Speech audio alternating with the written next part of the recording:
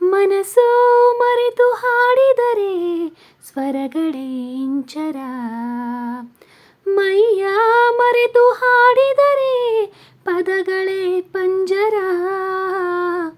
ಕೋಗಿಲೆಗಳ ಗುಂಪಲಿ ಹುಟ್ಟೋ ಗುಟ್ಟಿನ ಮಾತುಗಳು ಪ್ರತಿ ಕವಿಗಳ ಕಿವಿಗಳ ಸೇರಿ ಮೂಡಿತು ಸಾಲುಗಳು.